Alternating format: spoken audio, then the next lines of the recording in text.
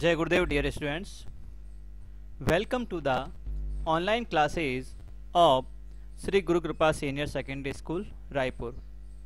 Students, today we will study second part of our lesson Third Thoughts.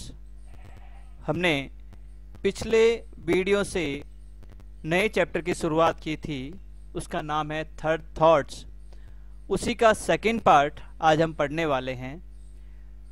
पहले ही हम बता चुके हैं कि इस पार्ट में जो है किस प्रकार से मनुष्य धन और भौतिकवाद के लालच में फंसकर अपने आदर्शों को त्याग देता है, अपने अच्छी बातों को छोड़ देता है। इस पर एक व्यंग जो है इस पार्ट में किया गया है। पार्ट में जो राइटर है वो बताता है कि किस तरह से उसे एक पेंटिंग मिलती है जो कि वह डीलर से कम दामों पर खरीद पाता है और वही पेंटिंग जो है वह उच्च दामों पर या अच्छा मुनाफा कमा पर बेच पाता है। फिर वो सोचता है कि क्यों ना इस प्रॉफिट का कुछ हिस्सा जो है मैं उस व्यक्ति को दूं जिससे मैंने ये पेंटिंग खरीदी है। लेकिन उस बात पर वो फिर से विचार करता है और विचार करता है और धीरे धीरे विचार करते हुए वो इस निर्णय पर पहुंच जाता है कि नहीं, मैं जो है अपने प्रॉफिट का हिस्सा उस व्यक्ति को देकर धन की देवी का अपमान नहीं कर सकता। इस तरह से धन के लालच में, धन के लोभ में वह अपने आदर्शों को भी छोड़ देता है। तो आइए देखते हैं पार्ट में आगे क्या है।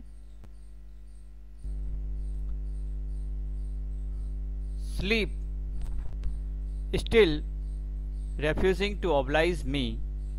नींद अब भी मुझ पर कृपा नहीं कर रही थी। I took a book of short stories and read one. मैंने कहानियों की एक छोटी सी किताब ली, छोटी कहानियों की एक किताब ली और उसमें से एक कहानी पढ़ी। Then I closed my eyes again and again, began to think about the dealer. तब मैंने अपनी आंखें बंद कर दी और बार बार उस विक्रेता के बारे में सोचने लगा। Why? क्यों? So my thoughts ran. मेरे विचार फिर से चले। Send him 10 pounds. जब लेखक का मित्र उस डीलर को 10 पाउंड देने का विचार करता है तो उसके बाद में वो नींद लेने का प्रयास करता है, आंखें बंद करने का प्रयास करता है, लेकिन फिर से जो है वो विचारों में खो जाता है और एक बार और नया विचार उसके सामने आता है कि क्यों उसे 10 पाउंड क्यों दिए जाए। It will only give him a wrong idea of his customers. इससे क्या होगा, वो जो विक्रेता है उसको रॉन्ग आइडिया यानी गलत विचार स्थापित हो जाएगा अपने ग्राहकों के बारे में। None other of whom would be so fair, क्योंकि दूसरा कोई भी व्यक्ति इतना अच्छा नहीं होगा, so sporting इतना दयालु या उदार नहीं होगा, as I जैसा कि मैं हूं। He will expect similar letters every day and be disappointed. वह प्रतिदिन इसी प्रकार के पत्रों की अपेक्षा करेगा और उसे हताश होना पड़ेगा। लेखक यहाँ किस प्रकार के पत्रों की बात कर रहा है? जो पत्र उसने लिखा है विक्रेता को उसे 10 पाउंड देते हुए कि मैंने जो प्रॉफिट कमाया है इस प्रॉफिट का कुछ हिस्सा जो है आपको देना चाहता हूँ। तो यहाँ लेखक का मित्र जो है वो ये कहता है कि अगर मैंने उसे ये पैसे दे दिए तो वो क्या करेगा, कोई भी दूसरा जो ग्राहक होगा उसका, उससे भी वो इसी प्रकार की गिफ्ट या उपहार की प्रतीक्षा करेगा। वो सोचेगा कि मेरे से खरीदी हुई वस्तु जब कोई व्यक्ति किसी दूसरे को बेचेगा और उसे जो मुनाफा होगा उस मुनाफे में से मुझे हिस्सा मिलेगा। इस तरह से बार बार वो अपेक्षाएं करेगा और उसे हताशा मिलेगी। हताशा क्यों मिलेगी? क्योंकि जो लेखक का मित्र जो ये कहानी बता रहा है वो कह रहा है कि हर व्यक्ति मेरे जैसा उदार नहीं हो सकता, हर व्यक्ति मेरे जैसा अच्छा नहीं हो सकता। And then he will become embittered and go down the well of tears, a miserable creature. एम्बिटर्ड का मतलब होता है किसी प्रकार की कड़वापन जो है उसके व्यवहार में आना, तो वो चिड़चिड़ा और कड़वे विचारों वाला हो जाएगा। And go down the well of tears, और आंसुओं में बह जाएगा, यानी बहुत ज़्यादा आंसू बहाएगा। ए मिजरेबल क्रिएचर, बेचारा एक दुखी प्राणी। He looked a nice old man too, वह एक अच्छा वृद्ध व्यक्ति भी है। ए पिटी ने ए क्राइम, और यह उसके लिए अपराध होगा। To injure such A nature, उसका जो स्वभाव है उस स्वभाव को आहत करना, यानी वो जिस तरह का अच्छा इंसान है उसकी अच्छाई को आहत करना उसके लिए एक तरह से उसके प्रति मेरे द्वारा किया गया अपराध होगा। नो नहीं, 10 पाउंड्स इज एब्जर्व्ड, यहाँ अब्जर्ड का मतलब होता है बेतुका। क्या मतलब होता है? बेतुका। यहाँ राइटर कह रहा है कि नहीं, जो 10 पाउंड में देने का विचार कर रहा हूँ वो तो बेतुकी बात है। 5 वुड बी प्लेंटी, 5 ही पर्याप्त होंगे, 5 भी बहुत ज़्यादा होंगे। 10 would put him above himself, अगर मैं उसे 10 पाउंड देता हूँ तो वो अपने आप को बहुत ज़्यादा समझने लगेगा, या उसमें अभिमान आ जाएगा या घमंड आ जाएगा। While I was dressing the next morning, अगली सुबह जब मैं अपने आप को कांच में देखकर सजा सवार रहा था, I thought about the dealer again, मैंने फिर से उस विक्रेता के बारे में सोचा, यानी एक बार और जो अपना किया हुआ निश्चय है इस पर वो विचार कर रहा है। कहानी का शीर्षक भी विद्यार्थियों इसीलिए रखा हुआ है पुनर्विचार, यानी बार बार एक ही बात पर विचार कर रहा है। तो दूसरी सुबह जब वो अपने बाल संवार रहा था, अपने आप को कांच में निहार रहा था, तो फिर से उसने डीलर के बारे में विचार किया। क्या क्या देखो इस बार, Why should I directly? Why should I? मैं क्यों? So my thoughts ran, फिर से मेरे विचार चलने लगे। Directly I had for the first time in my life, सीधे रूप में, प्रत्यक्ष रूप में पहली बार मैंने अपने जीवन में brought off a financial coup, brought off a financial coup का मतलब होता है लाभ का सौदा किया है, यानी मेरे जीवन में पहली बार ऐसा हुआ है जब मुझे लाभ का सौदा हुआ है। Spoil it by giving a large part of the profit away, और इस सौदे को, ये जो मुझे लाभ प्राप्त हुआ है, इसको मैं बर्बाद कर दूं। कैसे? एक बड़ा सा हिस्सा किसी को देकर। Was not that flying in the face of the goddess of business, flying in का मतलब होता है अपमान करना, लज्जित करना। क्या ये जो व्यापार की देवी है उसका अपमान करना नहीं होगा? Whoever she may be, वह कोई भी हो सकती है। Was it not asking her to disregard me, क्या मैं जो ये कृत्य करने वाला हूँ इससे मैं व्यापार की देवी को खुद का ही अनादर करने के लिए नहीं कहने वाला हूँ। और so after we had at last got on terms, काफी समय बाद तो हमारे रिश्ते अच्छे हुए हैं। मतलब कि वह हमेशा क्या करता है, महंगी चीजें खरीदता है, उनको काम में लेता है, फिर उनको सस्ते दामों पर बेच देता है।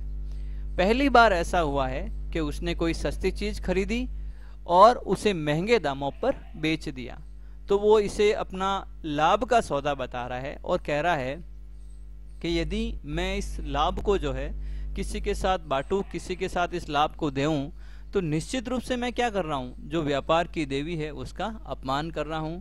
और एक तरह से मैं व्यापार की देवी को क्या कह रहा हूं कि तुम भी मेरा निरादर करो।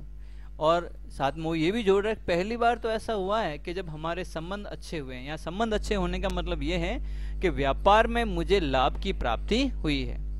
देयर इज नो फरी लाइक ए वुमेन स्कॉन्ड, वुमेन स्कॉन्ड का मतलब अपमानित औरत। अपमानित औरत से खतरनाक या भयंकर क्रोध किसी का भी नहीं होता है। तो जो अपमानित स्त्री होती है उसके क्रोध से ज़्यादा खतरनाक या भयंकर किसी का क्रोध नहीं होता है, ये लेखक का मित्र बता रहा है। It would probably be the end of me, शायद ये मेरे व्यापारिक जीवन का अंत भी हो सकता है। यदि मैं इस प्रकार की मूर्खता करता हूँ, व्यापार की देवी का अपमान करता हूँ, तो मेरा व्यापारिक जीवन जो है या लाभ कमाने का जो व्यापारिक जीवन है वो यहीं समाप्त हो जाएगा। आगे मैं व्यापारी सफल बन ही नहीं पाऊंगा। City magnets are successful probably just because they don't do these impulsive things. City magnets जो शहर के धनी व्यक्ति है, जो कुशल और सफल व्यक्ति है, आर सक्सेसफुल, वे सफल है, प्रोबेबली जस्ट बिकॉज, शायद इसलिए क्योंकि, दे don't do these foolish impulsive things. Foolish impulsive यानी मूर्खतापूर्ण भावना भरी, तो वे इस प्रकार की मूर्खतापूर्ण भावना भरे कार्य नहीं करते। इसी कारण से जो शहर के सफल व्यापारी हैं वो सफल है। Impulse is the negative of magnetism. Magnetism का मतलब होता है यहाँ सफलता। तो इम्पल्स यानी जो भावुकता होती है वो सफलता की नकारात्मकता है, यानी सफलता में भावुकता का निषेध होता है। If I am to make any kind of figure in this role, I am to make any kind of figure, यदि मैं सफल होना चाहता हूँ इन दिस न्यू रोल, अपने इस नई भूमिका में। नई भूमिका कौन सी है वो बता रहा है।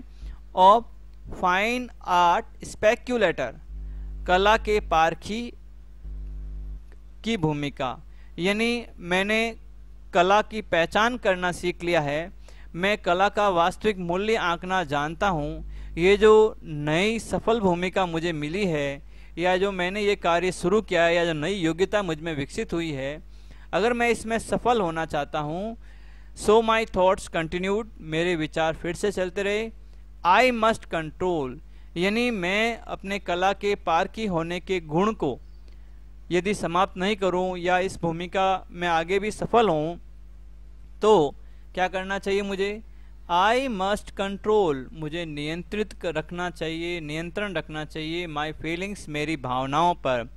यानी इस प्रकार के जो मैं मूर्खतापूर्ण विचार कर रहा हूँ कि किसी को अपने लाभ का हिस्सा दे दूँ, ये मूर्खतापूर्ण विचारों को मुझे त्याग देना चाहिए यदि मैं आगे सफल व्यापारी बनना चाहूँ या जो नया गुण या जो नई कुशलता मुझे मिली है उसमें मैं सफल होना चाहूँ।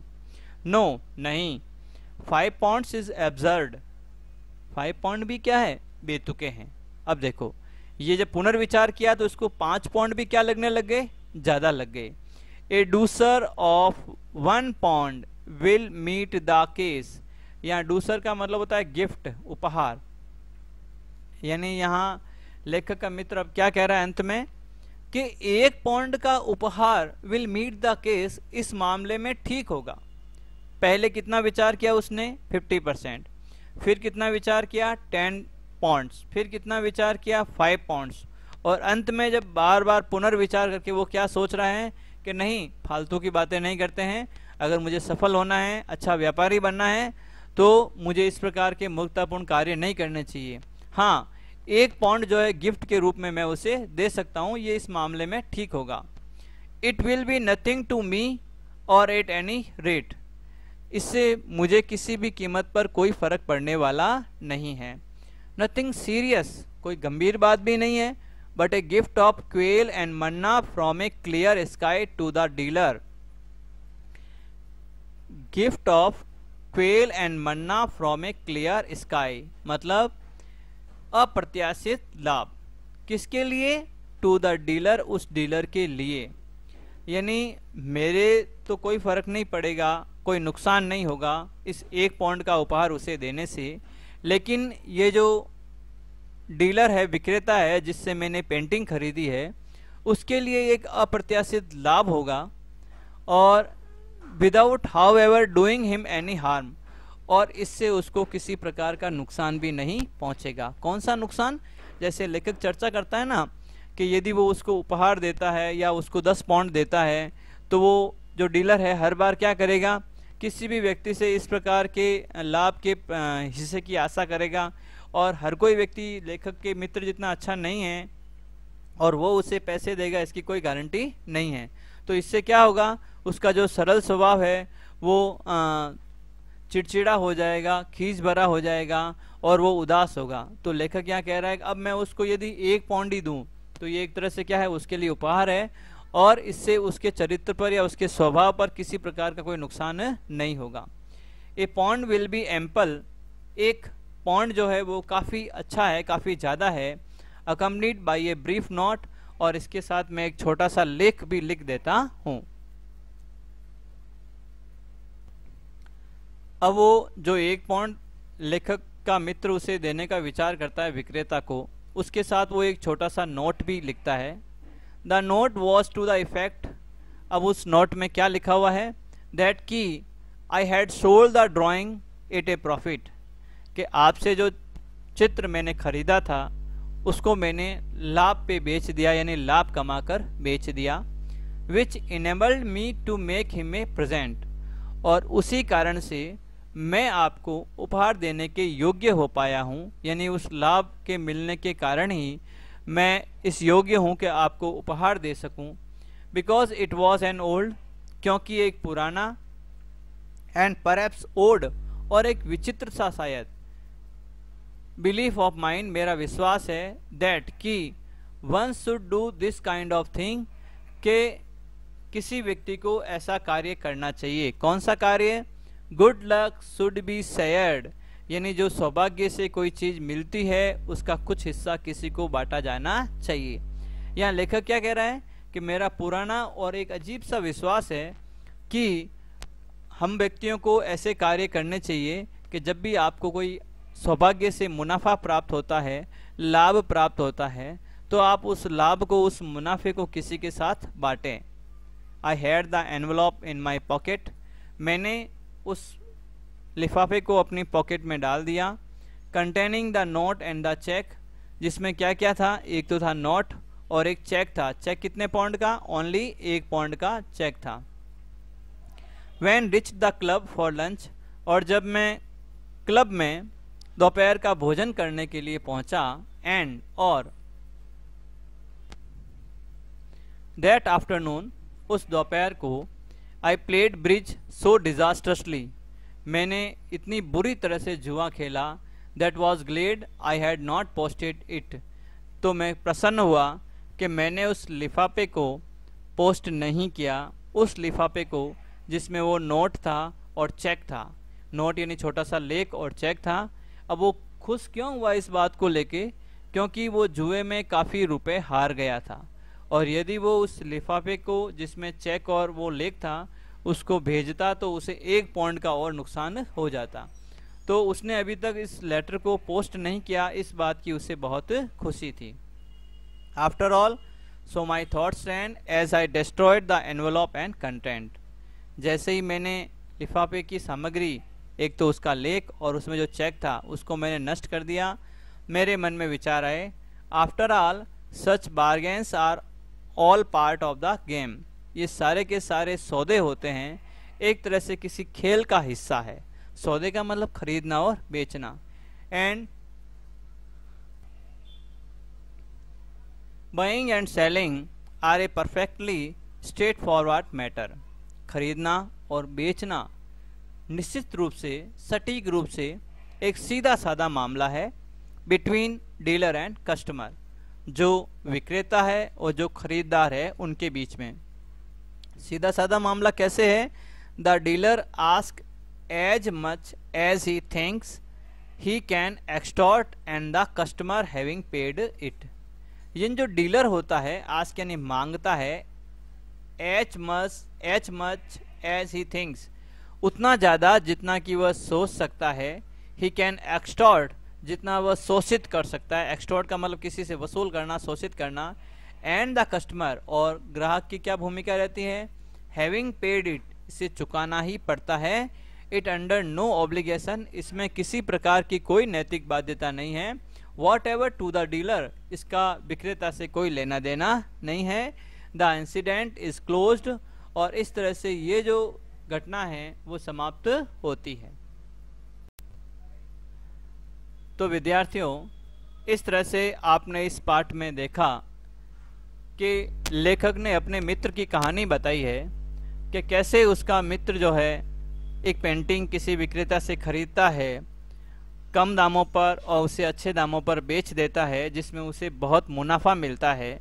लेकिन जब वो विचार करता है कि मैं इस मुनाफे को उस डीलर के साथ शेयर करूं, इस आदर्श के साथ वो इस कहानी की शुरुआत करता है। लेकिन जब इसी बात पे वो बार बार विचार करता है और हर विचार के बाद वो उस मुनाफे का जो हिस्सा डीलर को देना चाहता है उसको वो कम करता जाता है।